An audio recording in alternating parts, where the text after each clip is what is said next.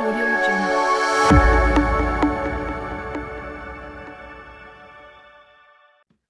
Ian, can you share maybe from a not quite an outsider's perspective, but from looking in at this, right? Like you're not in the family, you Right. didn't have any of the kind of like close fear about what might need to change or what you might need to do that maybe wouldn't sit so well with the previous owner.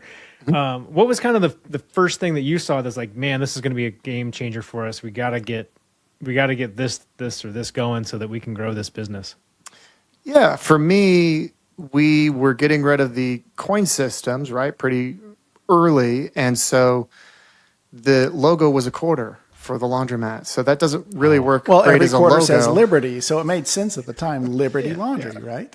Supposedly it made sense. As an outsider, I'm not sure that it did, but either way, a quarter was the logo, and it turns out that who had ever done the signage before didn't have a lifetime of experience in marketing, and so when I came, we were able to advertise comforters, that kind of be more clear that it's a full service laundromat about the wash, dry, fold, and drop off your comforters, and kind of have it clean and professional.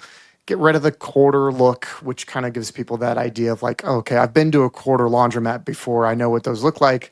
But it's like, no, you might have gone 40 years ago or 30 years ago. And that's not what Liberty Laundry looks like, right? It's a very nice, clean, well-maintained laundromat. And so I do think getting rid of the quarter kind of got rid of a little bit of that hesitation that somebody might have had if they were coming in to drop off their clothes. And then advertising comforters. I mean, a lot of people have washers and dryers, but they can't fit their king-size comforters into them. Yeah. And so when we did that and we made that change to all the signage, the outdoor signage is so key to a laundromat.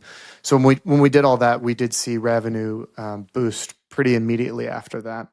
Small changes make big differences. A lot of times when people buy a point of sale system from us, the wash, dry, fold POS, they do ask me, like, how do I increase my revenue at my stores? How do I get that wash, dry, fold up? And a lot of times just messaging is so key. Do you have signage inside your laundromat? Do you have signage outside your laundromat?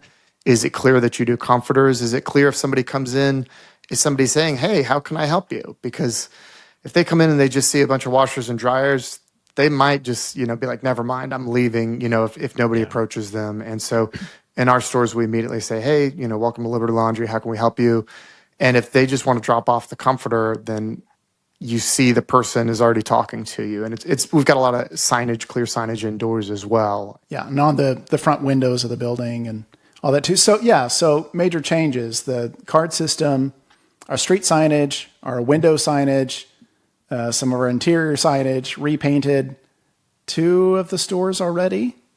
Let's see, there's a lot of the equipment upgrades. So we've been gradually moving to all the touchscreen hard mount equipment that's out available now. So we're all on brand on that, and just trying to get more modernized. We're about halfway through that process of replacing every single washer and dryer. And one of the best things we ever did was we had a team member named Trevor. Trevor, shout out to you if you're listening to this, man. But he was a laundry attendant who had worked for us for a time, and then he had gone away to work at an Amazon fulfillment center. And then he had expressed some interest in coming back, and the whole team was like, oh, Trevor's wanting to come back. Yeah, we like Trevor. And so I didn't know him at that time, but having just, acquired the stores, like, who's this Trevor guy? Let's bring him on. And so brought him back on, just laundry attendant, but just observed him and the way he kind of coached other team members how to use the point of sale system. And just, he seemed like a dependable, mechanically inclined kind of guy. And so I ran the idea past him about, would you be interested in maybe helping us with some of the equipment repairs and the facility upkeep?